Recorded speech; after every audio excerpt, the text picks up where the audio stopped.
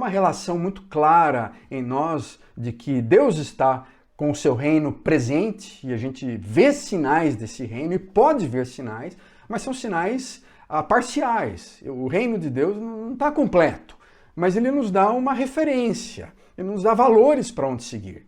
Mas há uma distância entre real e ideal. E nesse momento especificamente da pandemia, ou pensando até pós-peste, eu acho que a gente tem que rever alguns graves erros que nós cometemos como comunidades cristãs.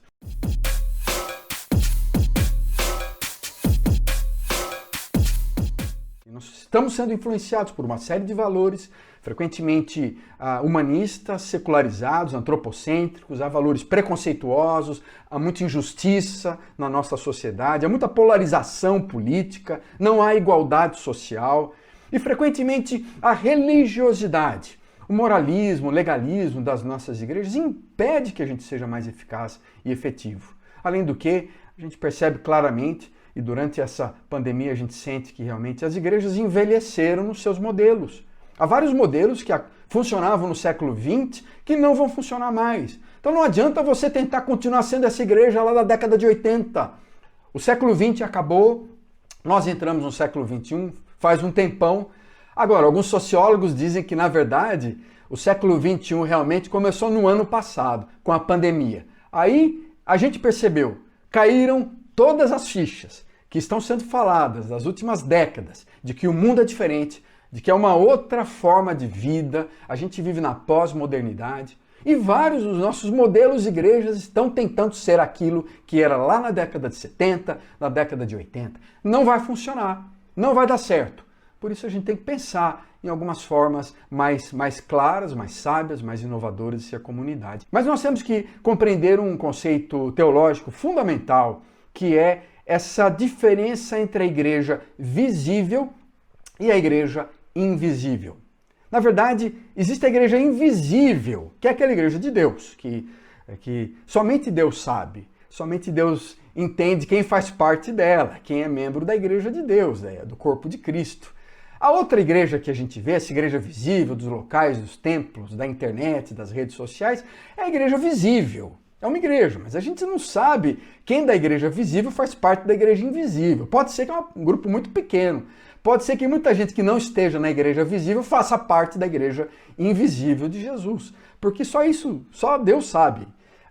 Por outro lado, essa igreja é visível e ela precisa ser visível no sentido de aglutinar, de se identificar, da gente poder visualizar aqueles que creem em Jesus, que são batizados em Cristo, que se tornam membros da comunidade de Jesus e que dizem publicamente também, que professam publicamente que eles seguem a Jesus Cristo. Mas você percebe que é um paradoxo e que essa relação não é muito clara e talvez não seja muito clara para você. Eu acho que vale a pena você pensar que tem muita gente daquela outra igreja que talvez seja muito crente também. Tem muita gente que não está naquela outra instituição e denominação, que talvez creia fortemente em Jesus. Então você precisa ter uma visão um pouco mais aberta com relação a essas questões denominacionais, questões institucionais, porque a igreja é invisível, só Deus sabe quem faz parte dela.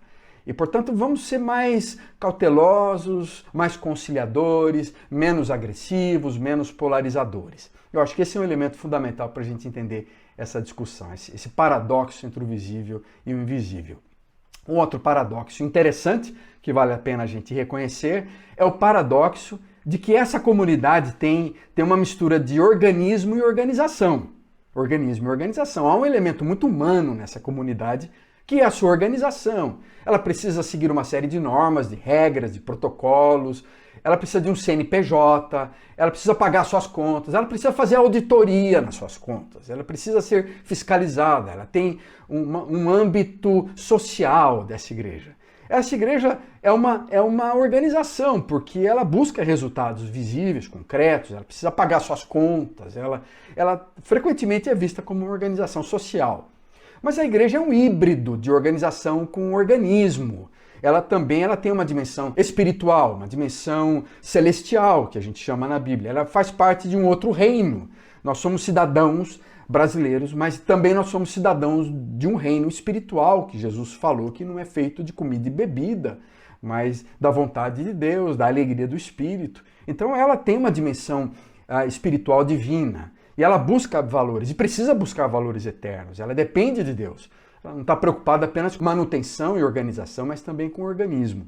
Então você percebe alguns dos paradoxos que existem nessa igreja que a gente vê, essa igreja que a gente percebe, visualiza, daquela igreja que é ideal dos evangelhos.